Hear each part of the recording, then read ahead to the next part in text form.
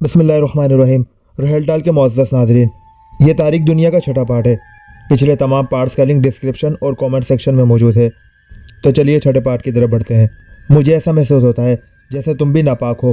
مجھے ایسا لگتا ہے جیسے تم نے رجاب کا مشروب پیا ہے، ڈابگر نے چونکتے ہوئے کہا۔ یہ رجاب کا مشروب کیا ہوتا ہے؟ میں نے چونکتے ہوئے پوچھا۔ یہ ایک شیطانی مشروب ہوتا ہے۔ کوور کی چربی، سانپ کا خون اور شراب کو ملایا جاتا ہے، پھر شیطانی زہر پھونکا جاتا ہے جس سے رجاب کا مشروب تیار ہوتا ہے۔ اس مشروب کو پینے والا شیطان کے چیلوں کی صف میں شامل تصور کیا جاتا ہے۔ مگر میں حیران ہوں کہ تم رجاب کا مشروب پینے کے باوجود شیطان کی مخالفت کر رہے ہو، ڈابگر نے حیرت سے کہا۔ ہاں، خبیث مہاکالی نے اپنے سحر کی وجہ سے مجھے یہ مشروب پلوا دیا ہے، جس کی بدولت میں در بدر پھر رہا ہوں اور کسی خوفناک سحر کا شکار ہوں۔ تم سے انجانے میں غلطی ہوئی تھی، آسمانوں والا تمہیں شاید معاف کر دے، مگر میں بدقسمت خود ہی جان بوجھ کر شیطانی دنیا میں گھسا ہوں۔ مگر اب مجھے احساس ہوا کہ میں نے ایک قدم اٹھا کر دنیاوی مزے کی خاطر شیطان کی پیروی کی۔ مجھے احساس ہے کہ میں نے واقعی بڑی غلطی کی ہے، مگر اب میں شیطانی کاموں سے دور رہنا چاہتا ہوں، پر شیطانی جال نے میرے گرد گھیرا ڈال دیا ہے، ڈابگر نے طویل سانس لے کر کہا۔ ڈابگر، اس شیطانی مشروب پینے کی وجہ سے مقدس کلمات بھی میرے ذہن سے نکل چکے ہیں۔ اگر مجھے مہاکالی کہیں مل جائے تو میں اس کی تکہ بورتی کر دوں گا۔ اس منحوس کی وجہ سے میں دربدر ہو گیا ہوں، اپنے والدین سے جدا ہو چکا ہوں، اور خبیث نے میری بیوی سمیرہ کو اپنے غلام بغالی کے ذریعے وادی شہر میں قید کرا دیا ہے اور مجھے بھٹکتا چھوڑ دیا ہے، میں نے غصے سے کہا۔ مہاکالی شیطان کے چند خاص چیلوں میں سے ایک ہے اور اس کے پاس بے پناہ کالی طاقتیں ہیں، ڈابگر نے کہا۔ اچھا تم بتاؤ کہ تم شیطان کے چکر میں کیسے آئے، میں نے پوچھا۔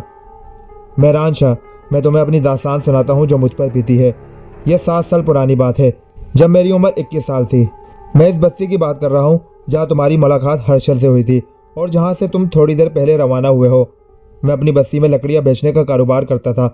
ایک روز ایک بہت خوبصورت لڑکی ماریا مجھ سے لکڑیاں لینے آئی۔ میں نے اسے اس بستی میں پہلی بار دیکھا تھا۔ میں نے اس سے پوچھا تو اس نے بتایا کہ میں آسٹریلیا سے آئی ہوں۔ یہ کہہ کر ماریا چلی گئی۔ ماریا روز مجھ سے ملنے لگی، شاید میں اسے پسند آ گیا تھا۔ وہ مجھ سے ڈھیروں باتیں بھی کرتی، اس طرح ہم ایک دوسرے کو چاہنے لگے۔ میں ایک غریب لکڑہارا تھا۔ اس کے برعکس ماریا کے والدین بہت امیر کبیر تھے۔ ماریا اپنے والدین کی اکلوتی اولاد تھی۔ میں تم سے شادی کرنا چاہتا ہوں، ایک دفعہ میں نے ماریا کو کہا تو ماریا پہلے تو حیران ہوئی۔ ڈابگر، یہ نہیں ہو سکتا، ماریا نے مایوس لہجے میں کہا۔ مگر میں تم سے محبت کرنے لگا ہوں ماریا، اور میں تم سے شادی کرنا چاہتا ہوں۔ یہ بات بھی ٹھیک ہے کہ میں کالا ہوں اور تم گوری، مگر یہاں اب کالے اور گورے آپس میں شادیاں کر رہے ہیں، اس لیے میں تمہارے والدین سے بات کروں گا۔ آگے جو میرے نصیب میں لکھا ہوگا اس کا پتہ لگ جائے گا، میں نے کہا۔ ڈابگر، ایسا کبھی نہیں کرنا، میرے والدین کبھی راضی نہیں ہوں گے، بلکہ ہمارا ملنا جلنا بھی بند ہو جائے گا، ماریا نے کہا۔ لیکن میں نے ایک دن ماریا کے والد سے ماریا سے شادی کرنے کی بات کی تو ماریا کے والد نے مجھے نوکرے سے خوب پٹوایا اور بے عزت کر کے نکلوا دیا۔ اس طرح کئی دن ماریا میرے پاس نہ آئی۔ کچھ دنوں بعد ماریا میرے پاس آئی، وہ بہت خوش لگ رہی تھی۔ ڈابگر، مجھے تو پتہ بھی نہیں تھا کہ بلیک لارڈ کا معبد یہاں جنوبی افریقہ میں بھی ہے، ابھی جبکہ مجھے معلوم ہو چکا تو یوں سمجھ لو میری تم سے شادی ہو سکتی ہے، میں نے حیران ہو کر کہا۔ ماریا، یہ تم کیا کہہ رہی ہو؟ میں تمہاری بات نہیں سمجھا، کیونکہ یہ نام میں پہلی دفعہ سن رہا تھا۔ ڈابگر، کیا تم نے مجھ سے شادی کرنی ہے؟ ماریا نے خوش ہو کر پوچھا۔ ہاں، میں تم سے شادی کرنا چاہتا ہوں، مگر ایسا ہونا ممکن نہیں ہے۔ تمہارے امیر والدین مجھ غریب کے ساتھ تمہاری شادی ہرگز نہ ہونے دیں گے، میں نے مایوس لہجے میں کہا، کیونکہ چند دن پہلے ماریا کے والد کے ملازمین کے ہاتھوں میں مار کھا چکا تھا۔ یہ تم مجھ پر چھوڑ دو، یہ میری ذمہ داری ہے۔ کل رات اماوس کی رات ہے، میں کل صبح تمہارے پاس آؤں گی، پھر تمہیں ایک جگہ لے جاؤں گی، اس طرح ہماری شادی ہو جائے گی اور میں ہمیشہ کے لیے تمہاری ہو جاؤں گی۔ مگر میں کچھ نہ سمجھا اور ماریا چلی گئی۔ دوسرے دن صبح کو میرے پاس آئی اور کہا، چلو ڈابگر، میں تمہیں لینے آئی ہوں۔ تم مجھے کہاں لے جاؤ گی؟ میں نے حیرت سے پوچھا۔ بس تم نے اگر میرے ساتھ شادی کرنی ہے تو جیسا میں کہتی ہوں ویسا ہی کرو، لہٰذا اب تم نے کوئی گڑبڑ نہیں کرنی، ماریا نے کہا۔ اس طرح میں ماریا کے ساتھ چل پڑا۔ ماریا مجھے گاڑی میں بٹھا کر بستی سے دور ایک گھنے جنگل میں لے آئی۔ اس جگہ میں نے اور بھی بے شمار گاڑیاں کھڑی ہوئی دیکھی۔ ماریا نے اپنی گاڑی کو ایک جگہ ٹھہرا دیا اور گاڑی سے نکل کر میرا ہاتھ پکڑ کر آگے بڑھنے لگی۔ میں نے حیران ہو کر ماریا سے پوچھا، یہ تم مجھے کہاں لے آئی ہو؟ در حقیقت مجھے اس جگہ سے خوف محسوس ہو رہا تھا۔ ہم شہنشاہ ظلمات کے دربار میں جا رہے ہیں، اب تم خاموش رہو، ماریا نے قدرے خوش لہجے میں کہا تو میں نے خاموشی اختیار کر لی۔ ہم کچھ دیر جنگل میں بڑھتے چلے گئے۔ مجھے ایک عمارت نظر آئی جو سیاہ تھی، اندر سے بھی اور باہر سے بھی۔ اس پراسرار عمارت کے اندر اور بھی بے شمار امیر کبیر لوگ تھے۔ میں نے غور کیا تو مجھے وہ تمام جوڑوں جوڑوں میں نظر آئے۔ ہر مرد کے ساتھ ایک عورت تھی میں حیران تھا کہ ماریا مجھے کہاں لے آئی ہے۔ ہر مرد اپنے ساتھی عورت سے باتوں میں مشغول تھا۔ مجھے ان سب کے چہرے پر عقیدت اور خوشی نظر آ رہی تھی۔ اس طرح عمارت میں ہمیں رات ہو گئی۔ اچانک کمرے میں سرخ رنگ کا ایک بلب جل اٹھا جس کی دھیمی روشنی بہت پراسرار تھی۔ ماحول بڑا سنسنی خیز تھا۔ یہ اماوس کی رات تھی۔ رات مکمل طور پر گہری ہو گئی تو ایک حبشی جس نے صرف جانگیا پہن رکھا تھا کمرے میں نامدار ہوا۔ بلیک لارڈ کے متوالو، وقت ہو چکا ہے، جانے کی تیاری شروع کر دو۔ آج کی رات آقا سے مانگنے کی ہے، خوش ہو جاؤ، مکڑو صورت حبشی نے کہا، اور پھر حبشی آگے بڑھا اور اس نے کمرے کی مشرق دیوار کے ساتھ آ کر کچھ پڑھا جو میری سمجھ سے باہر تھا۔ اچانک ایک گڑگڑاہٹ ہوئی اور دیوار میں ایک دروازہ نمودار ہوا جس پر مورتیاں بنی ہوئی تھی۔ دروازہ اپنے آپ کھلنے لگا۔ جب دروازہ مکمل طور پر کھل گیا تو سب لوگ سجدے میں گر گئے۔ چلو سجدہ کرو، ماریا نے مجھے سخت لہجے میں کہا۔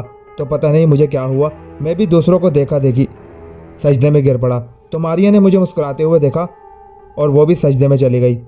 اٹھو میرے دوستو اور شہنشاہ ظلمات کے دربار حاضر ہونے کی تیاری کرو۔ پھر اسی کریا اور خوفناک شکل والے حبشی کی آواز سنائی دی۔ یہ آواز سن کر سب اٹھ کھڑے ہوئے۔ پھر بدشکل حبشی اس پراسرار دروازے کے اندر گیا۔ اس کی دیکھا دیکھی سب مرد عورت اس پراسرار دروازے کے اندر جانے لگے۔ ماریا نے میرا ہاتھ پکڑا اور مجھے اندر لے گئی۔ جب ہم اس پراسرار دروازے کے اندر داخل ہوئے، میں نے دیکھا کہ یہ ایک بہت بڑا کمرہ ہے جس میں انتہائی خوفناک تصاویر بنی ہوئی ہیں۔ کمرے کے کونے میں ایک بہت بڑا بت نصب ہے جس کے 7 ہاتھ ہیں۔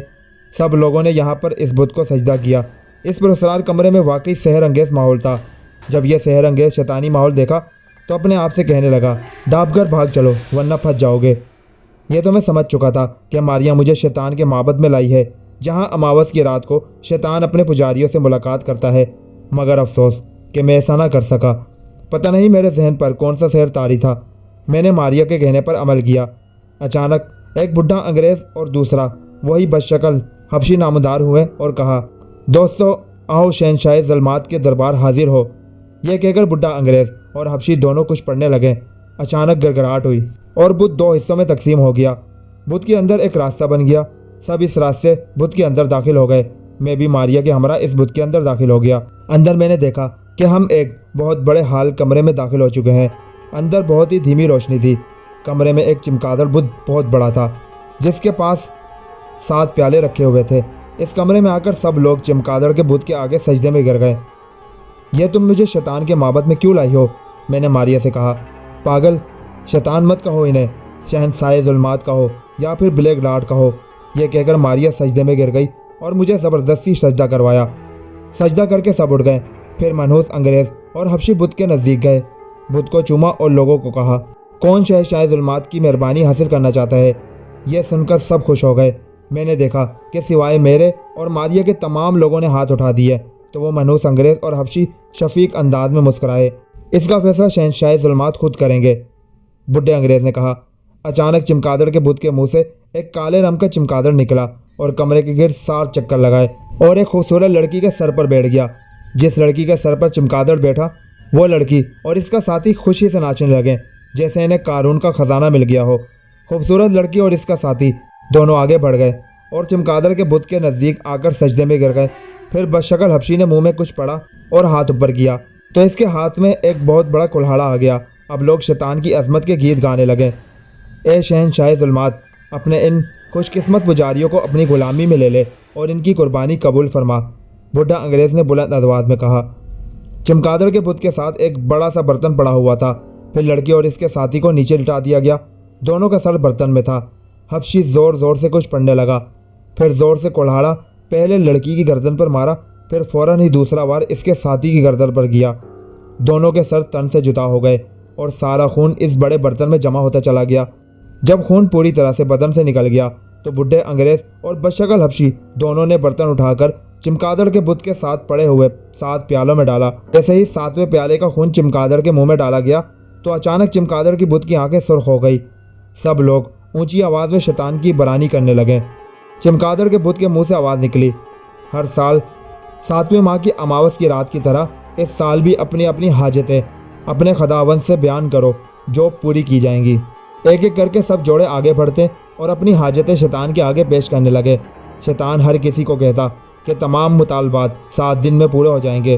اس طرح سب جوڑے شیطان کے سامنے اپنے اپنے مطالبات کرنے کے بعد دوبارہ شیطان کی بڑائی میں مصروف ہو گئے۔ ہر طرف عقیدت کا ماحول تھا۔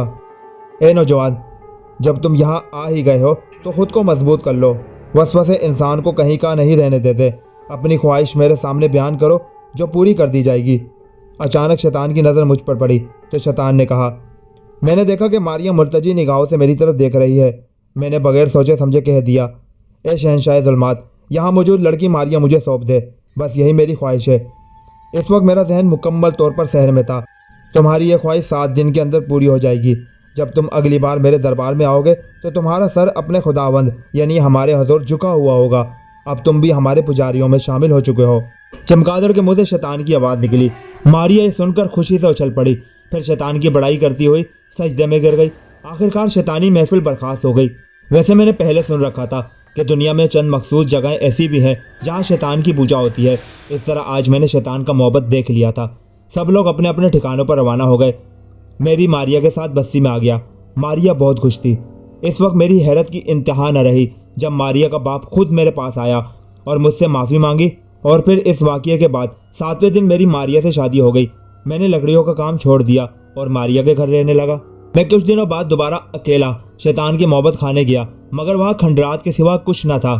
میں حیران تھا کہ کچھ دن پہلے تو یہاں عمارت تھی، مگر اب اتنی جلدی کھنڈرات میں کیسے تبدیل ہو گئی۔ اچانک مجھے کھنڈرات میں کسی کے چلنے کی آواز آئی۔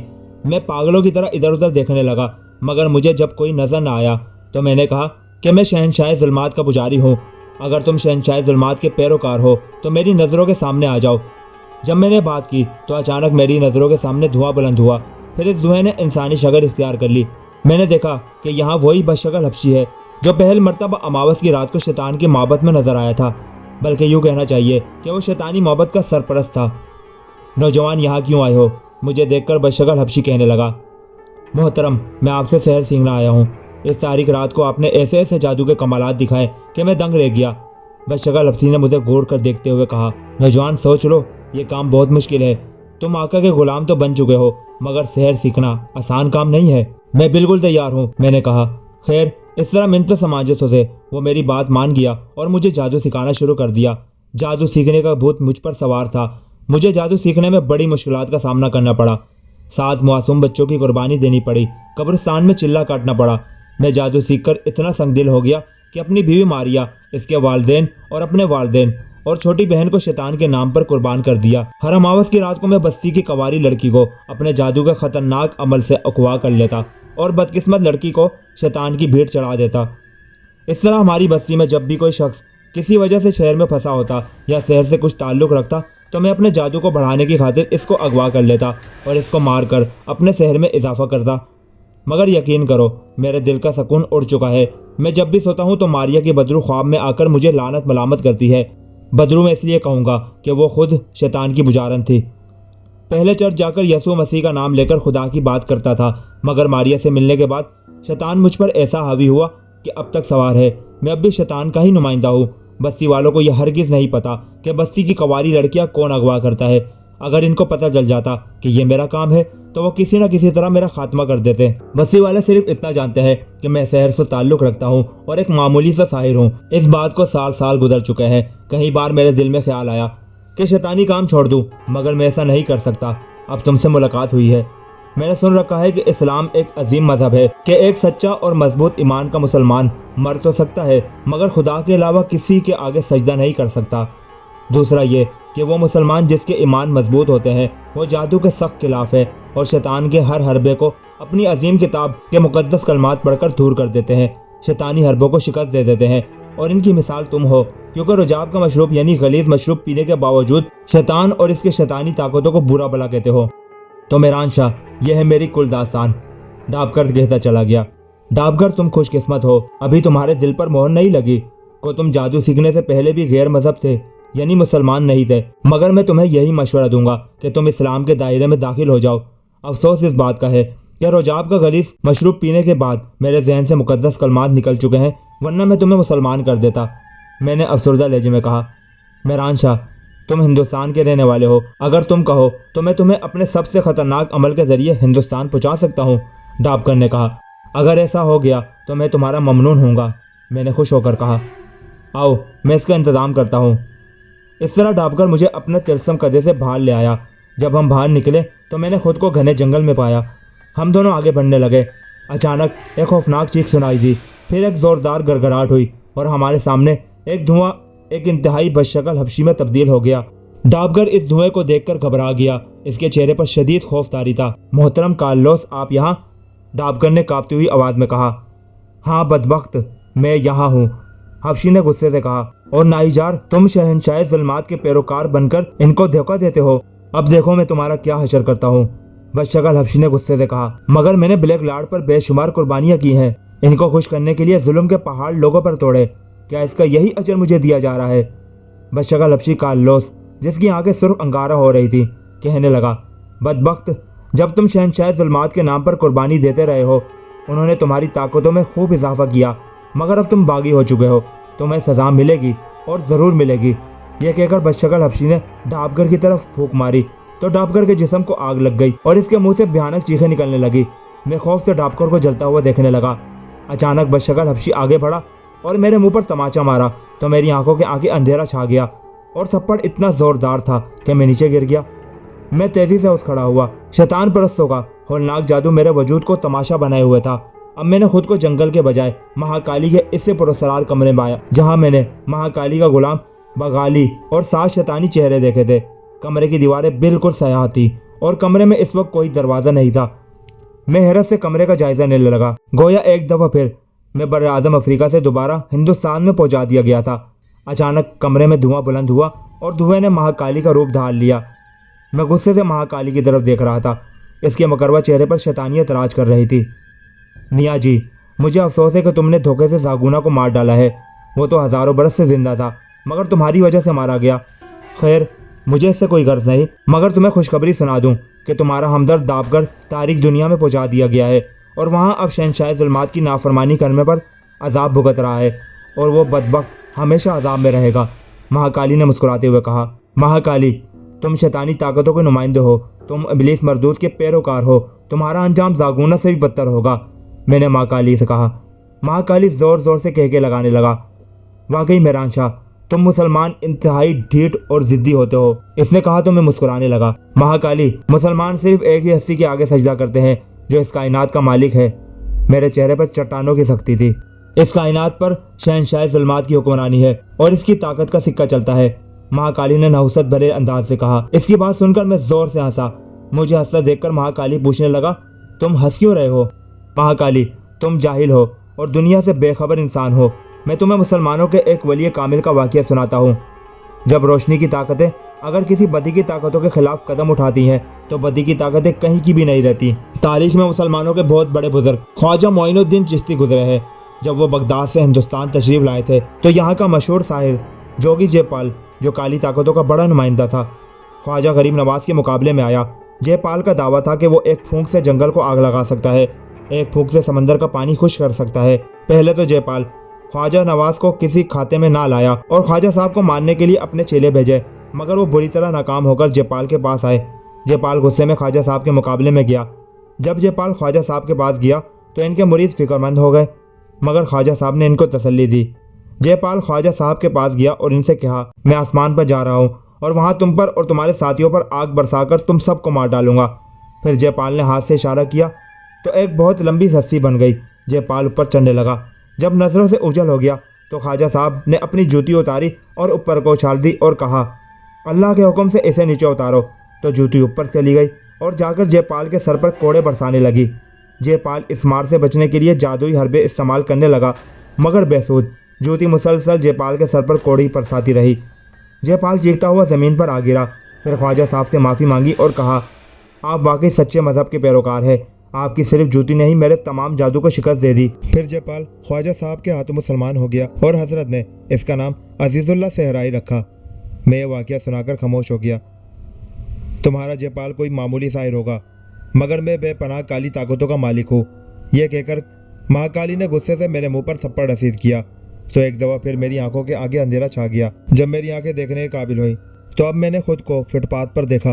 میری حالت خستہ تھی اور میں نے دیکھا کہ میرے کپڑے پھٹے ہوئے تھے۔ اپنی یہ گندی حالت دیکھ کر مجھے رونا آ گیا۔ महाकाली ने मजीद मुझे भटकने पर मजबूर कर दिया था। मैं सड़क के किनारे बैठा हुआ था। मेरे पूरे जिस्म में दर्द हो रहा था और जिस्म पर छाले थे। मुझे एक लकड़ी नजर आई। मैं घसीटता हुआ लकड़ी के नज़दीक पहुंचा और लकड़ी को उठा लिया। फिर इस लकड़ी के सहारे मैं उठ खड़ा हुआ और आगे बढ़ने लगा। यह रात का वक्त था। आसमान पर चांद था जिसकी वजह से रोशनी थी। मैं आगे बढ़ रहा था कि अचानक मैंने केकों की आवाज़ सुनी। मैंने इधर उधर देखा तो मुझे कोई नजर ना आया। मैंने इसे अपना वहम समझा और दोबारा आगे बढ़ने लगा। दोबारा केकों की आवाज़ सुनाई दी। मैं रुक गया और दोबारा इधर उधर देखने लगा। उफ मेरे खुदा, एक इंतहाई भयानक मंजर मैंने देखा। मैंने देखा कि मेरे इर्द गिर्द इंतहाई खौफनाक शक्ल के भुतने मेरे साथ चल रहे थे और इन भुतनों की सुर्ख जबानें बाहर को निकली हुई थी। इनके कान हाथी के कानों की तरह बड़े बड़े थे। रंग कौवे की मानद स्याह था। ये भुतने भुतनियां मुझे देखकर बेहंगम कहके लगा रहे थे। इन शैतानी चेलों की तादाद तकरीबन 10-12 थी और सब मेरे गिर्द चक्कर लगा रहे थे और अपनी जबानें मुंह के अंदर ले जाते और बाहर निकालते। यह दहशतनाक मंजर एक होशमंद आदमी की हरकतें कल्ब बंद करने के लिए काफी था, मगर मैं आम आदमी नहीं था। अचानक सब भुतने मेरे जिस्म से चिपट गए और मेरे कपड़ों को फाड़कर मेरे जिस्म के छालों से बहने वाले खून को बेदर्दी से चाटने लगे। शदीद दर्द से मेरे मुंह से भयानक चीखें निकलने लगी और मैं इन खौफनाक भुतनों को अपने जिस्म से हटाने की नाकाम कोशिश करने लगा। अचानक कहीं से एक कुत्ता नामुदार हुआ। इससे पहले कि कुत्ता यह दहशतनाक मंजर देख के वहां से भागता, अचानक सारे भुतने भुतियां मुझे छोड़कर कुत्ते से चिमट गए और देखते ही देखते मेरे सामने इस बदकिस्मत कुत्ते को मिनटों के अंदर ही हड्डियों समेत चट कर गए। मैंने गौर किया तो इन शैतानी भुतनों की उंगलियों की तादाद 7 थी। मेरा ज़हन चकरा कर रह गया। मैं मुकम्मल तौर पर हफ्स शहर के तिलस्म में गिरफ्तार था। अगर मुकद्दस कलमात मुझे याद होते तो मैं मुकद्दस कलमात पढ़कर फौरन ही इन शैतानी चेलों को भगा देता, मगर अफसोस रुजाब शैतानी मशरूब ने मेरे जहन से मुकद्दस कलमात भुला दिए थे और मैं मुकम्मल तौर पर इन शैतान के रहमो करम पर था। अब वो खौफनाक भुतने बेहंगम कहके लगाते हुए मेरी तरफ आने लगे। मेरा पूरा जिस्म खून से लथड़ा हुआ था और शदीद दर्द की लपेट में था, मगर पता नहीं मेरे जिस्म में कहां से ताकत आ गई और मैं तेज रफ्तारी से भागते हुए कभी कभी मुड़कर पीछे भी देख रहा था। बदबख्त शैतानी चेले मुसलसल भयानक कहके लगाते हुए मेरे पीछे भागे चले आ रहे थे। मैं भागते भागते बुरी तरह थक चुका था, मगर मैंने भी गोया कसम खा रखी थी कि इन भुतनों के हाथ नहीं आना। अचानक मुझे ठोकर लगी और मैं तकरीबन उड़ता हुआ जमीन पर आ गिरा। पहले ही तकलीफ और दर्द से मेरी बुरी हालत थी, अब जमीन पर गिरने से मुझे सख्त चोटें आ गई। जमीन पर गिरते ही मेरे मुंह से जोर से चीखें निकलने लगी। शैतानी ताकतें यानी भुतने भुतनियां मेरे सर पर पहुंच गए।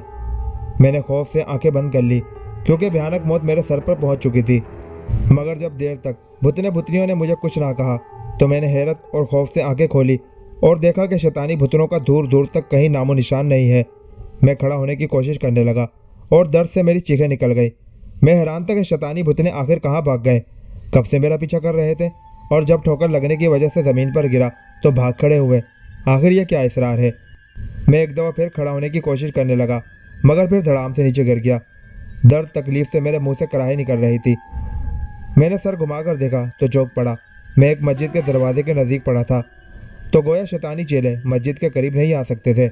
मैं लड़खड़ाता हुआ मस्जिद के अंदर जाने की कोशिश करने लगा, मगर जैसे ही मस्जिद के दरवाजे के अंदर मेरा हाथ गया मुझे एक ज़ोरदार धक्का लगा और मैं मस्जिद से थोड़ी दूर जा गिरा। तो गोया रुजाब का शैतानी मशरूब पीने की वजह से मेरा नापाक वजूद किसी पाक जगह नहीं जा सकता था।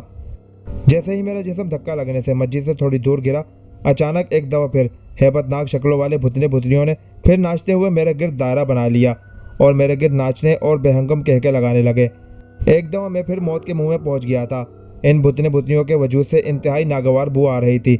इनकी लंबी ज़बानें मुंह से बाहर निकल रही थी और अंदर जा रही थी। अचानक इन शैतानी चेलों ने पता नहीं क्या देखा कि देखते ही देखते भाग खड़े हुए। मैं ज़मीन पर लेटा हुआ इधर उधर देखने लगा। मुझे एक नूरानी शक्ल के बुजुर्ग नजर आए जो मस्जिद की तरफ आ रहे थे। बस मैं इतना ही देख सका, फिर शदीद दर्द के बायस बेहोश हो गया। जब मुझे होश आया तो मैंने खुद को एक छोटे से कमरे में पाया। मेरे साथ वही बुजुर्ग बैठे थे जो मुझे बेहोश होने से कबल नजर आए थे। मेरे जिस्म पर कोई दवा लगी हुई थी। मुझे होश में आते देखकर बुजुर्ग मुस्कुराए और कहा, बेटे क्या हाल है। मैंने गौर से बुजुर्ग को देखा। सर पर टोपी थी, लंबी सी दाढ़ी और हाथ में तस्बीह थी। चेहरे पर नूर बरस रहा था। मैं कहाँ हूँ? मैंने हैरत और अकीदत से बुजुर्ग से पूछा। बेटा मैं तुम्हें अपने घर लाया हूँ। तुम बहुत जख्मी थे इसलिए मैंने तुम्हें दवा लगाई है। इंशाअल्लाह तुम अभी ठीक हो जाओगे। बुजुर्ग ने मुझे समझाया। बाबा आप कौन है और मुझ बदनसीब को क्यों उठा लाए हैं? मुझे वहीं पड़ा रहने दिया होता। शैतानी चेले मुझे मार देते تو कम अज़ कम इस अजियतनाक ज़िंदगी से छुटकारा पा लेता। मैं वाकई ज़िंदगी से तंग आ चुका था। मैंने उदास लहजे में कहा। मेहरान शाह, कुफराना बातें ना करो। ज़िंदगी तो अल्लाह ताला का दिया हुआ अतिया है, इसकी कदर करनी चाहिए, बुजुर्ग ने जलाल से कहा। तो मैं चौंक पड़ा। मैंने कहा, बाबा आप मेरा नाम कैसे जानते हैं? बस बेटा, अल्लाह ताला ने मुझ नाचीज़ को चंद ताकतें अता कर रखी हैं। मैं सफली अमल का तोड़ करता हूँ। मैं सब जान चुका हूँ कि तुम इस शैतान के शहर में गिरफ्तार हो और तुम शैतानी मशरूब पीने की वजह से नापाक हो। और बेटा, मुझ गुनाहगार का नाम आरिफ है। बाबा आप अल्लाह वाले हैं, मेरे लिए कुछ करें। मैं इन शैतानी चक्करों से दूर होना चाहता हूँ, मगर अफसोस जितना मैं शैतानी चक्करों से दूर भागता हूँ इतना ही इसके शहर में गिरफ्तार होता चला जाता हूँ। मैंने आरिफ बाबा से इल्तिजा की। बेटा सब कुछ करने वाला अल्लाह है, इंसान तो वसीला होता है। मुझे मालूम है वो खबीस अपनी हदूद से बहुत बढ़ चुका है। महाकाली बहुत ही खबीस और इब्लीसी ताकतों का बहुत बड़ा नुमाइंदा है। बेटा मैं तुम्हारे लिए कुछ ना कुछ करता हूँ। तुम्हें अपने वजूद को पाक करने के लिए कुछ तकलीफें बर्दाश्त करनी होंगी। यह कहकर आरिफ बाबा कमरे से निकल गए। थोड़ी देर बाद बुजुर्ग जब कमरे में दाखिल हुए तो इनके हाथ में छोटा सा चाकू था। मैं हैरानी से बाबा को देखने लगा कि वो इस चाकू का क्या करेंगे। बेटा उठो, मैं अल्लाह के करम से तुम्हारा इलाज कर दूं, आरिफ बाबा ने कहा। फिर मेरा हाथ पकड़कर मुझे खड़ा कर दिया। आरिफ बाबा मुंह ही मुंह में कुछ पढ़ने लगे। गालबन वो मुकद्दस कलमात पढ़ रहे थे। फिर मुझे कहा, बेटा तैयार हो जाओ। यह कहकर चाकू मेरे पेट पे थोड़ा सा खोप दिया और तेजी से मुकद्दस कलमात पढ़ने लगे। इनकी आवाज़ बुलंद होने लगी।